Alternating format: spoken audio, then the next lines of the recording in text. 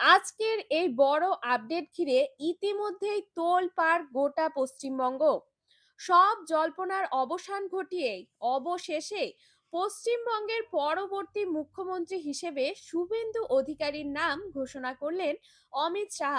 আর ঘোষণা হতেই রাজ্যের রাজনৈতিক মহলে শুরু হয়েছে জোর চর্চা। কিন্তু সবচেয়ে বড় প্রশ্ন এখন একটাই, শপথ গ্রহণ করার পর সবার প্রথমে কোন তিনটি কাজ শুরু করতে চলেছেন শুভেন্দু অধিকারী? কেনই বা বলা হচ্ছে পশ্চিমবঙ্গবাসীদের জন্য এটা বিরাট খুশির খবর? আজকের এই ভিডিওতে আমরা একদম বিস্তারিতভাবে সবকিছু আপনাদের বুঝিয়ে বলবো। শুক্রবার নিউ টাউনের বিশ্ব বাংলা কনভেনশন সেন্টারে বিজেপির পরিদর্শীয় দলের বৈঠকে আনুষ্ঠানিকভাবে নেতা নির্বাচিত করা হয় শুভেন্দু অধিকারীকে। আর নেতা নির্বাচিত হওয়ার পর নিজের প্রথম ভাষণেই তিনি এমন কিছু কথা বলেছেন যা শুনে কার্যত চাপে বিরোধী শিবির। মঞ্চ থেকে শুভেন্দুর স্পষ্ট বার্তা, আরজিকর থেকে সন্দেশখালী, সব ফাইল আমি খুলবো, কোনো দুর্নীতির তদন্ত ধামাচাপা পড়ে থাকবে না। এই একটাই বক্তব্য এখন রাজ্য রাজনীতির সবচেয়ে বড় আলোচনা। আর এখান থেকেই শুরু হচ্ছে শুভেন্দু সরকারের প্রথম বড় কাজ। হ্যাঁ বন্ধুরা, শপথ গ্রহণ করার পর সবার প্রথমে যে কাজটি শুরু হতে চলেছে সেটি হলো বিগত সমস্ত বিতর্কিত মামলার পুনরায় তদন্ত। বিশেষ করে আরজিকর কাণ্ড, সন্দেশখালী, নারী নির্যাতন, রাজনৈতিক হিংসা এবং দুর্নীতির অভিযোগ নিয়ে নতুন করে তদন্ত শুরু হতে পারে। শুভেন্দু জানিয়েছেন এই সমস্ত ঘটনার নিরপেক্ষ তদন্তের জন্য বিশেষ কমিশন গঠন করা হবে।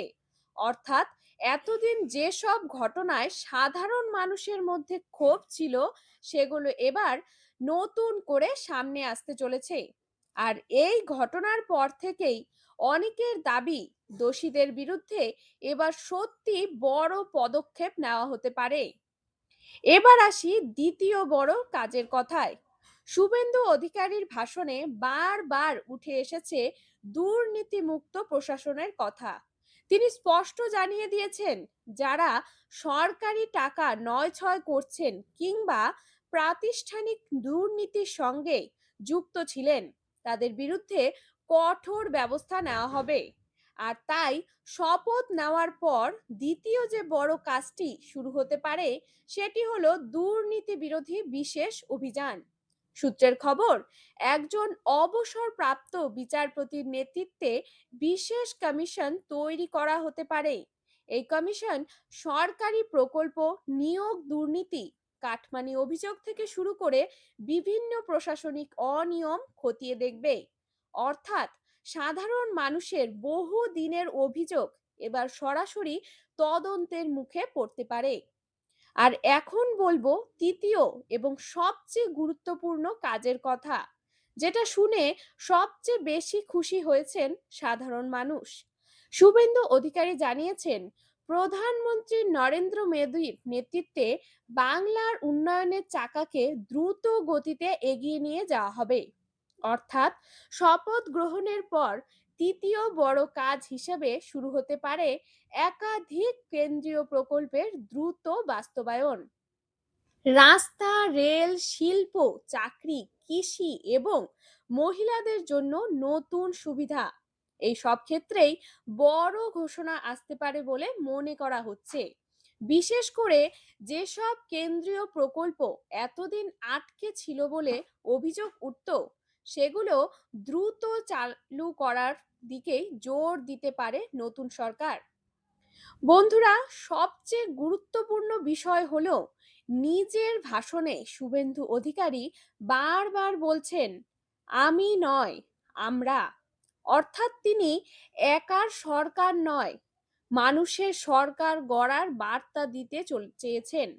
তিনি এতদিন ৩২১ জন বিজেপি কর্মীকেও স্মরণ করেন যারা রাজনৈতিক সংঘর্ষে প্রাণ হারিয়েছেন বলে দাবি করা হয়েছে। শুভেন্দুর বক্তব্য, যারা পরিবর্তনের জন্য লড়াই করেছে তাদের প্রতিটি স্বপ্ন পূরণ করার চেষ্টা করবে নতুন সরকার। এদিকে আগামীকাল শনিবার ব্রিগেডে ঐতিহাসিক ময়দানে প্রধানমন্ত্রী নরেন্দ্র মোদীর উপস্থিতিতে শপথ গ্রহণ অনুষ্ঠান হতে চলেছে। আর শপথের আগেই শুভেন্দুর এই কড়া বার্তা ইতিমধ্যেই রাজ্যের রাজনৈতিক মহলে বড় সড় কম্পন তৈরি করেছে। অনেকেই বলছেন এই সরকার প্রথম দিন থেকেই অ্যাকশন মোডে নামতে চলেছে।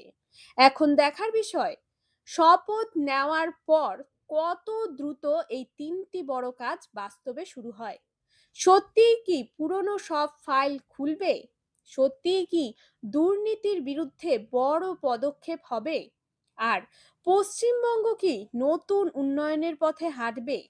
এই প্রশ্নগুলোর উত্তরই এখন জানতে চাইছে গোটা বাংলা। আপনার কি মনে হয় শুভেন্দু অধিকারী সরকার পশ্চিমবঙ্গের বড় পরিবর্তন আনতে পারবে? কমেন্টে অবশ্যই নিজের মতামত জানাবেন। ভিডিওটি যদি ভালো লাগে তাহলে লাইক, কমেন্ট এবং শেয়ার করতে একদমই ভুলবেন না। আর প্রতিদিন এই ধরনের গুরুত্বপূর্ণ রাজনৈতিক আপডেট পেতে সবার আগে এখনই সাবস্ক্রাইব করুন আমাদের চ্যানেল নিউজ নোভা বাংলাকে।